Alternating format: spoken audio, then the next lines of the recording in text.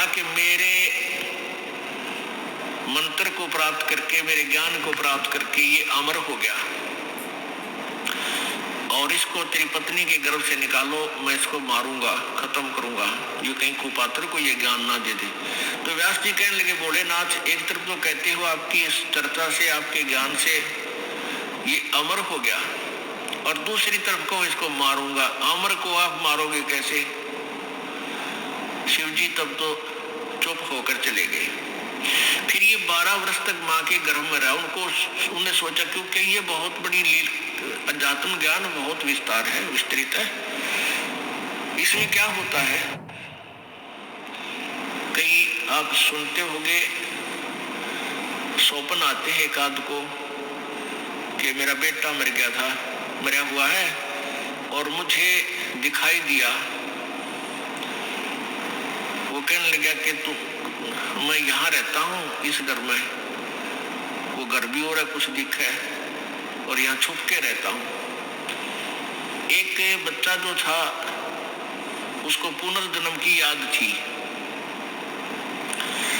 उसको पुनर्जन्म की याद थी अपने की, और वो 5-6 वर्ष का होते ही अपने पुनर्जन्म की सारी बातें, घर भी, गांव भी, नाम भी, माता पिता के, पत्नी के भी नाम बता दिए। वहां जाकर उन्होंने वेरीफाई भी किया कि सचमुच ये वही है। तो क्या बताता है कि मैं, उसकी मृत्यु होगी थी किसी एक्सीडेंट में, और फिर क्या बताता है कि ये जो मेरे माता पिता वर्तमान वाले हैं, ये कहीं से आ रहे थे, मैं इनके साथ साथ आ गया और फिर माँ के पेट में प्रवेश कर गया। अब ऐसा कैसे है? ये है तो ये ईश्वर विधान, परमात्मा की का विधान है कि जिसका जिससे संस्कार है वो उसके आसपास ही रहता है, उस गर्भ में भी विश्राम कर सकता है, लेकिन शरीर जब मिलेगा उसको अंदर पेट में भी, जब उसका योग बाल्य की तरफ से ही होगा, तो तब तक वो वहाँ एज ए प्रेत रह ले, चाहे उसको कुछ भी कहो, ऐसे रहते। तो उसको व्यास जी को इस बात का यकीन नहीं हुआ, क्योंकि पेट में ना कोई भारीपन, ना कोई ऐसी बात। तो उनको ये मालूम है कि वैसे भी शरण ले लेते हैं ऋषि लोग, ये पितर बने हुए, ये भी आध्यात्मिक ज्ञान है, तत्व ज्ञान है। पुण्यात्मा धीरे धीरे समझवाओ, क्योंकि हमने तो अज्ञान ठोक रखा था, कोई सिर पैर कोई पता ही नहीं था किसी भी मार्ग का।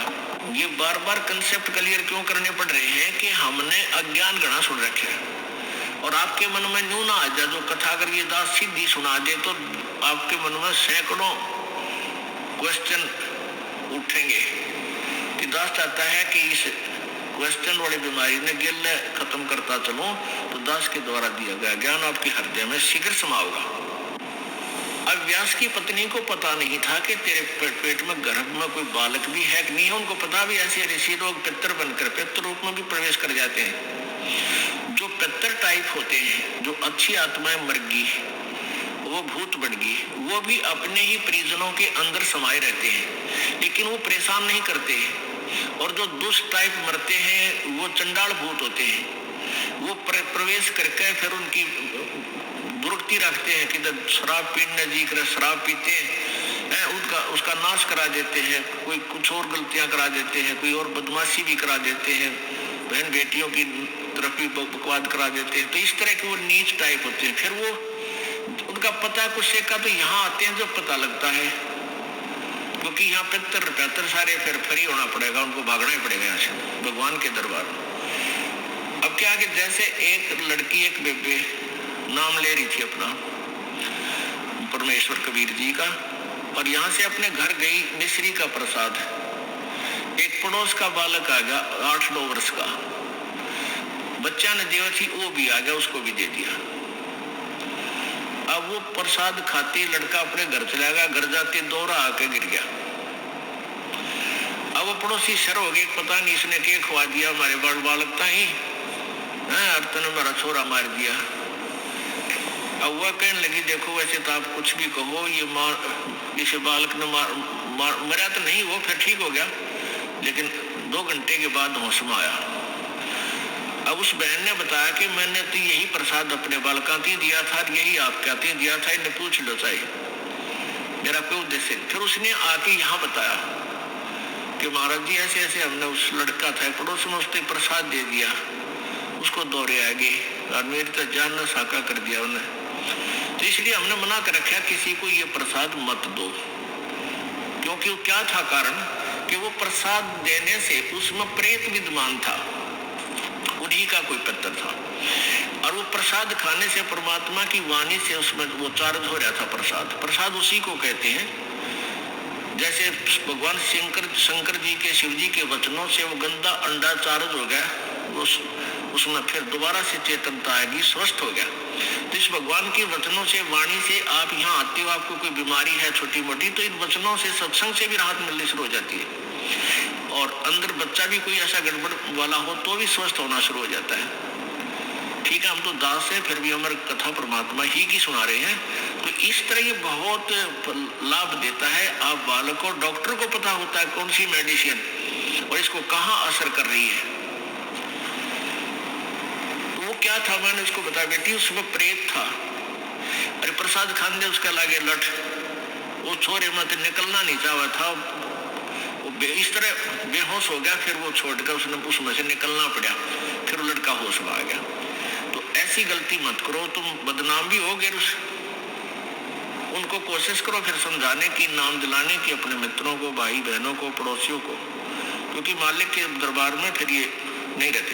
तो कहने का भाव दास का ये है कि ऐसी स्थिति में सुखदेव जी उसके गर्भ में पहुंच गया, और गर्भ धारण चाहे 10 दिन बाद हुआ हो, शरीर तैयार होना शुरू हुआ, फिर वो उसमें प्रवेश कर जाते हैं। शरीर जब बनना शुरू हुआ माता पिता का योग से, तो उसमें फिर वो जो शरीर में अंग कुछ ऐसे भी होता है कि महीने 2 महीने 20 दिन के बाद भी प्रवेश कर जाती है, जो आत्मा सिद्धि युक्त होती है, ईश्वरीय शक्ति युक्त होती है। जैसे बहुत से प्रमाण है कि एक ये बताते हैं ना, एक 1000 वर्ष तक जीवित रहा, वो क्या करते थे, भक्ति करते रहते और अपने प्राणों को रोक कर रखते, समाधिस्थ रहते, 10वें द्वार पर श्वास रोक लेते हैं काफी समय तक। तो इस प्रकार उनकी आयु बढ़ जाती है, लेकिन शरीर की नहीं बढ़ती। वो शरीर नष्ट होता दिखा, वो छोड़ दिया। वो क्या, कई कुछ ऐसे कबीले हैं जो जल प्रवाह कर देते हैं, अपने कोई मृत्यु को प्राप्त हो जाता है बेटा या बेटी, तो वो क्या करते थे ऋषि, कोई युवा शरीर आ रहा होता है ऐसे बहता हुआ, तो उसमें प्रवेश कर जाते हैं। या जैसे कोई उठाकर ले जा रहे हैं, मृत्यु जवान लड़का मर गया, उसको सुहा करने जा रहे हैं, और वहां जाकर के वो सिद्ध पुरुष देख लेता है, अपना शरीर छोड़कर वो घूमता रहता है। युवा लड़का देखा, उसमें प्रवेश कर गया, फिर वो कई कहते हैं भाई वो तो जीवित होगा, तो वो वहां उठकर वापस आ जाते। कुछ एक का वैसे भी संस्कार ऐसे हो जाते हैं कि वो वैसे भी स्वयं भी जीवित हो जाते। तो ऐसे वो ऋषि लोग क्या करते थे, उस युवा शरीर में प्रवेश करके अपने फिर साधन करने के लिए निकल जाते थे। ऐसे काफी समय तक ये चलती, एक सिद्धि होती है जो दूसरे में प्रवेश कर सकता है। तो इस प्रकार ये आध्यात्मिक ज्ञान आपने समझना है। अब सुखदेव ऋषि 12 वर्ष का हो गया, माँ के गर्भ 12 वर्ष तक बाहर नहीं आया।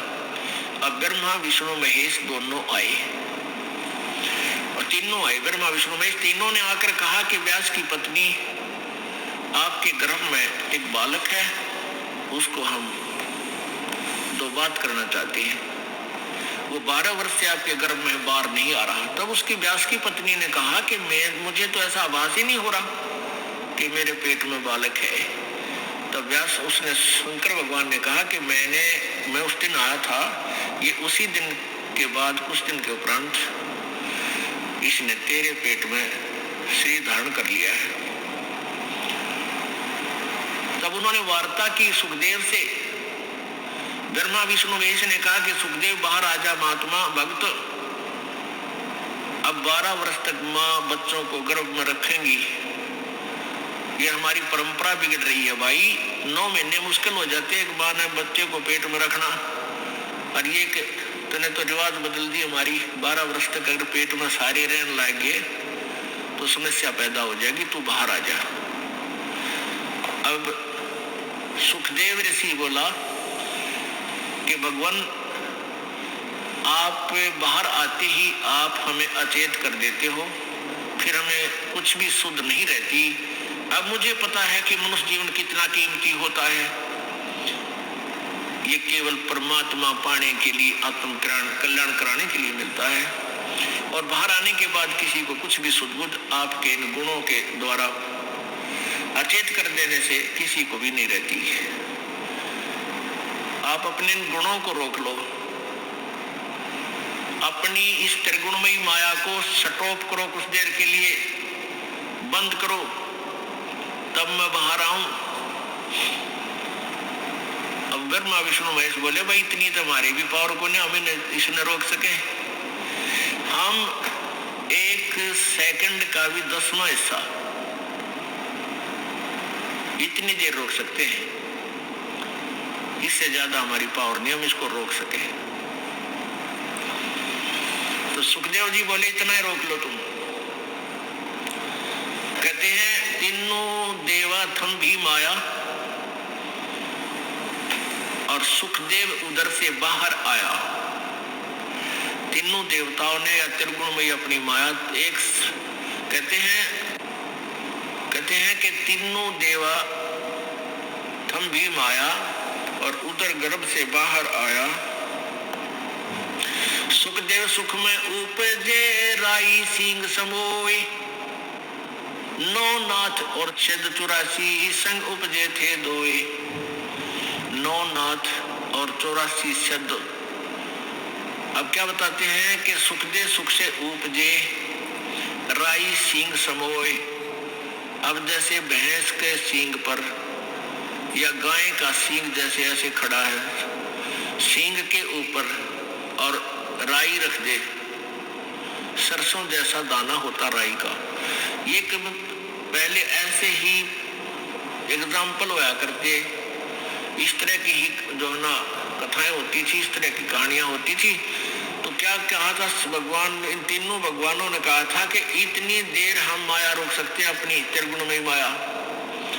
जब जैसे भैंस के या गाय के सींग पर राई धर दे और जितनी देर वह राई रुके, यानी बस ये समझ लो इतनी देर। सुखदेव सुख में उपजे राई सिंह समोए, नौ नाथ और सिद्ध 84 संग उपजे थे दोए।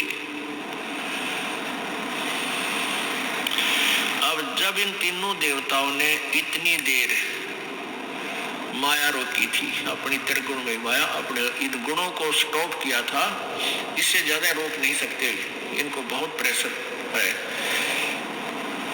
तो उस समय कहते हैं 94 बच्चों का जन्म हुआ था। उस समय 94 बच्चे जन्मे थे। उस मुहूर्त के, उस फ्रिक्शन के, उस सेकंड में उनको भी चेतना रहेगी थी मालिक के पाने की। तो उनमें से 9 तो नाथ बन गए, 84 सिद्ध कहलाए, और जो 94 माथा है सुखदेव।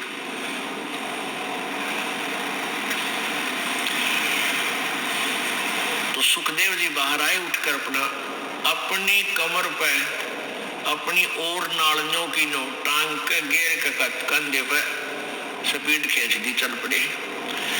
अब पुत्र के बारे में, पुत्र का मोह और पुत्र प्राप्ति बड़े सौभाग्य से मानी जाती है, जैसा कि इन लोक वेद वाले ने सबके घर ये इंजेक्शन ला रखे हैं और सभी पुत्र की इंतजार करते थे। तो 12 वर्ष बाट देखी, मतलब 12 वर्ष के बाद पुत्र आने वाला है। इस खुशी में व्यास जी फूला नहीं समावे, मेरा बेटा होगा, मेरा बेटा होगा। बेटा होया और बेटा उठ कर चल पड़ा। तो व्यास ने कहा, अरे पुत्र, ए पुत्र, एक बार सकलता दिखा देने को। मैं तू चाल पड़ा, तेरे लिए मैं 12 कितने दिनों से भटक रहा था, मैं मेरा पुत्र नहीं हुआ, क्या को बालक नहीं हो रहा था। तब पीछे से ही कहता है वो सुखदेव, एक लेवा एक देवा दूतम, कोई किसी का पिता नहीं पुतम, ऋण संबंध जुड़ाए ठाठा, अंश में सब 12 बाटा।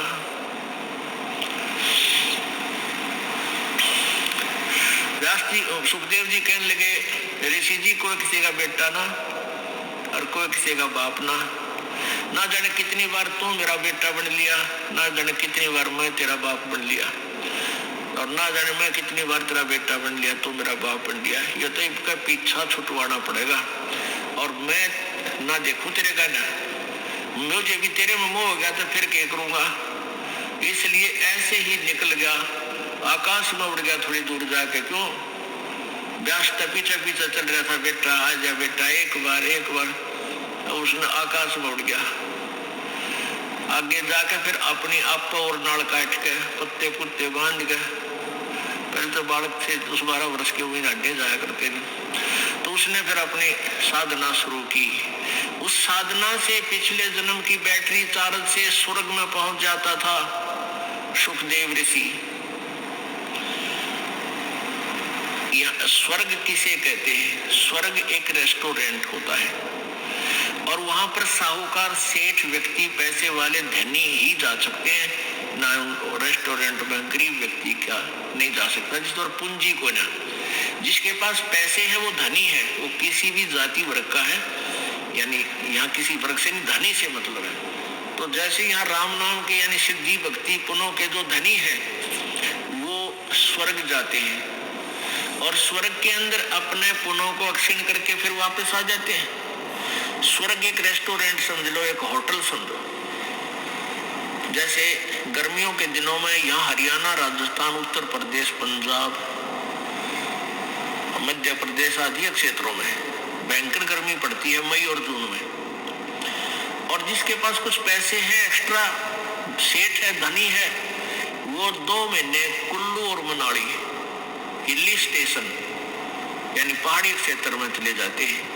वहाँ रेस्टोरेंट यानी होटल में कमरा किराए पर लेते हैं और वहीं खाना खाते हैं, और 2 महीने 10-20 हजार रुपये जो वो लेके जाते हैं, उन 10-20 हजार रुपये को वहाँ खर्च करके और फिर वापस अपने कर्म क्षेत्र में आ जाते हैं, जहाँ उनकी दुकान, बिजनेस, व्यापार है, और वहाँ 20 हजार रुपये अपने खा खर्चाए बर्बाद कराए। अब फिर नए सिरे से फिर माया जोड़ो, 20-30 हजार रुपये बच जावे तो फिर कुल्लू मनाली अगले वर्ष फिर गर्मियों में चले जाओ, और फिर जेब कटवा के फिर वापस आ जाओ।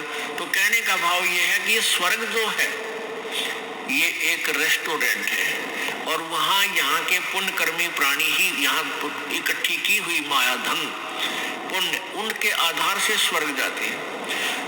तो ये स्वर्ग पर जैसे प्रत्येक शहरों में रेस्टोरेंट होते हैं, होटल होते हैं, तो एक तो कॉमन स्वर्ग है जिसका राजा इंद्र है, और प्रत्येक भगवान, जैसे भगवान ब्रह्मा, भगवान विष्णु, भगवान शिव जी की अलग से राजधानियां हैं, वहां पर भी एक स्वर्ग है।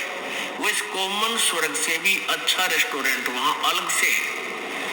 सब जगह ऐसा उन्होंने अलग से अपना, जो इनके जैसे विष्णु जी के उपासक हैं वो विष्णु लोक में चले जाते हैं, वहां उनका रेस्टोरेंट बना रखा है, खाओ खर्चो मौज, यहाँ करो मौज।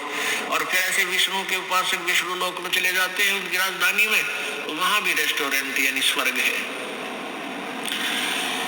जो ब्रह्मा जी के उपासक ब्रह्मा के लोक में, देवी के उपासक देवी के उस रेस्टोरेंट में, स्वर्ग में चले जाते हैं, देवी धाम पर बने हुए रेस्टोरेंट यानी स्वर्ग में।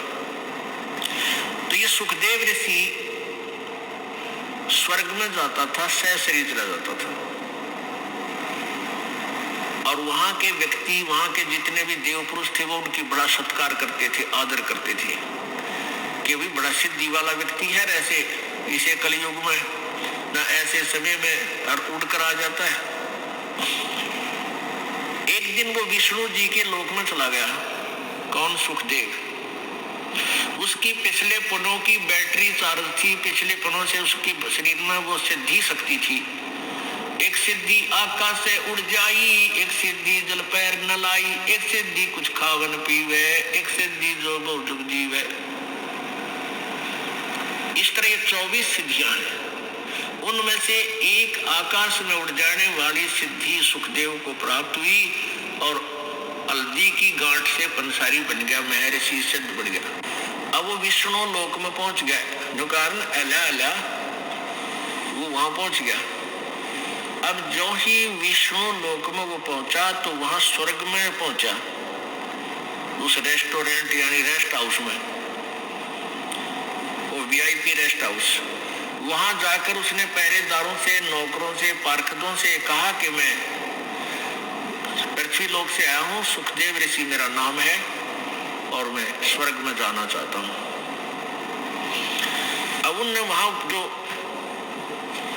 गेट कीपर थे, सेवादार थे, पहरेदार, पौलिया बोलते हैं, यानी जो डोडी में जो बैठे रहते हैं, उनसे जाकर कहा तो वो कहने लगे जी ठीक है, आओ ऋषि जी, आपके गुरुजी कौन है? अब वहां जाकर पता चल इनको, जैसे अगर मान लिया कोई डुप्लीकेट गुरुजी भी होगा किसी का, उसको वापस भेज दिया जाएगा, और गुरु नहीं है तो भी उससे वहां पूछा कि तुम्हारा आप जी का गुरुजी कौन है, फिर वो रजिस्टर में मिलाओगे वो मान्यता प्राप्त है कि नहीं है। सुखदेव ऋषि कहने लगा मेरा कोई गुरु नहीं है। पार्षद बोले ऋषि जी फिर आपको अंदर जाना अलाउड नहीं है। अब सुखदेव ऋषि कहने लगा क्यों भाई, ऐसी कौन सी बात है, गुरुजी बनाना क्या आवश्यक है, जो मैं बगैर गुरु बनाए ही यहाँ आ गया हूँ, गुरु बनाए हुए भी यहाँ आते हैं। तो बोले जी हमने तो इस बात का पता नहीं क्यों आवश्यक है क्यों नहीं, पर आदेश भगवान विष्णु जी का है कि जिसका गुरु नहीं है वो स्वर्ग में प्रवेश नहीं कर सकता, इस रेस्ट हाउस में नहीं जा सकता। सुखदेव बोला भाई मैं भी ये बैठ गया यहाँ पर और कह दो भगवान ने मैं स्वर्ग में जाऊंगा, नहीं मेरी बात कराओ, तुम अपने घर से बना रखी तुमने ये बातें, या मेरी बात कराओ भगवान से। वो पर जो पहले दो नौकर थे, सेवक थे, दास थे, वो गए भगवान के पास के प्रभु एक सुखदेव नाम के ऋषि आए हैं पृथ्वी लोक से, उनका कोई गुरु नहीं है और वो अंदर जाने की जिद कर रहे हैं, हट कर रहे हैं, हमने आपका आदेश भी सुना दिया पर वो मान नहीं रहे हैं, वहीं बैठे हैं। तो विष्णु जी ने कहा यहाँ लाओ बुला के। अब जो बुलाकर ले गए ऋषि जी को, अब देखो पुण्यात्मा, सुखदेव ने सोचा तो नहीं था कि भगवान मुझे शाबाशी देंगे, कि वाह बेटा वाह कमाल कर दिया ऋषि जी, तुमने तो बड़ी कमाई करी, बड़ा उत्तम बच्चा है तो बड़ा खुश होंगे और सीने से लगाएंगे, बहुत अच्छी आत्मा है, सतगुण युक्त भगवान है। अब जब वो सामने खड़ा हुआ सुखदेव ऋषि, तो भगवान विष्णु ने कहा भी यहाँ किस लिए आया ऋषि जी, कारण बताया आने का। जब चेहरे पे वह रौनक ना देखी भगवान का, वादा फ्यूज तो उड़े हो लिया, बात तो बिगड़ गई। कहने लगा भगवान मैं इस स्वर्ग में एंटर करना चाहूँ था, आपके पार्षद ना करने देते। भगवान ने पूछा अपने नौकरों से भाई क्यों नहीं जाने देते ऋषि जी को, क्या कारण है? पार्षदों ने बताया, उन सेवादारों ने बताया कि भगवान इन गुरु को नहीं बना रखा, ये विदाउट गुरु है, निगुरे है ये। तो भगवान विष्णु बोला अरे सुखदेव तेरी मति मारी गई, तूने कोई गुरु नहीं बना रखा। अगर नहीं भगवान कि जाओ और गुरु धारण करो और फिर यहाँ आओ बेटा, क्यों नहीं तुझे स्वर्ग में रखेंगे, बगैर गुरु के यहाँ आ नहीं सकता, ये नियम है भगवान, अध्यात्म नियम है। अब सुखदेव कहता है कि भगवान उस पृथ्वी लोक पर मेरे तुलना में मेरे बराबर कोई संत ऋषि नहीं है, मैं किससे को गुरु बनाऊं। अब विष्णु जी बोले भाई यह भी इतनी कमजोरी है, यह भी कमजोरी है तेरे अंदर, यह भी एक निकम्मापन बोल रहा है जब तू अपने आप को इतना महान बना बैठा। एक बुढ़ा एक डॉक्टर के पास गया,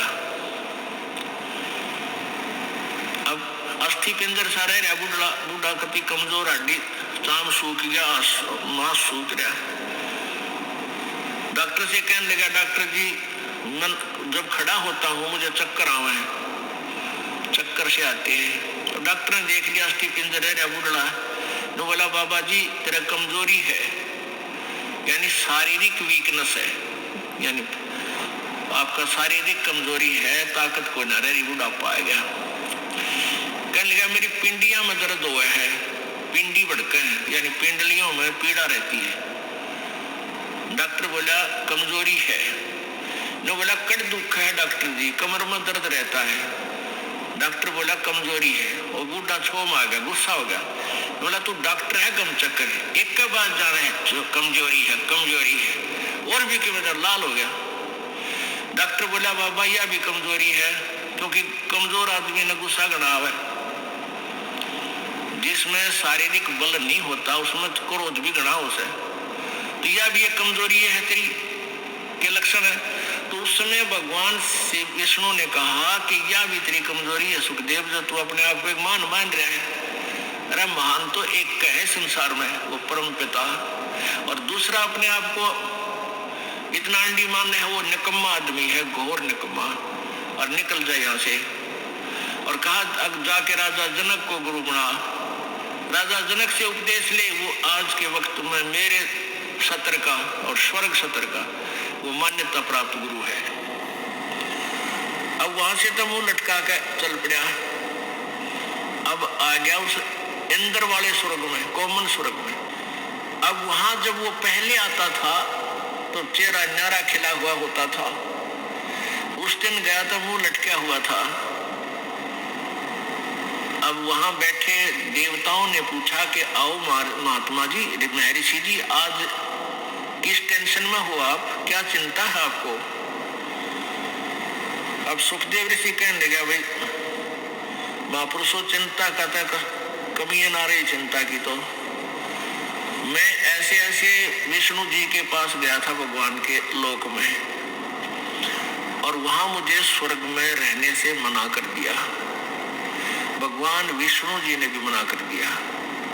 लेकिन वो देवता कहने लगे, दूसरे जो वहां स्वर्ग में के वासी थे, कहने लगे सुखदेव सच्ची बात बता, तूने क्या गुस्ताखी कर रखी है? भगवान विष्णु वो तो बड़े खुश होते हैं, देवताओं को सीने से लगाते हैं, ऋषियों को, भक्तों को, सबको प्यार देते हैं। तो अपनी नालायकी बता के गलती करे, गड़बड़ कहाँ है?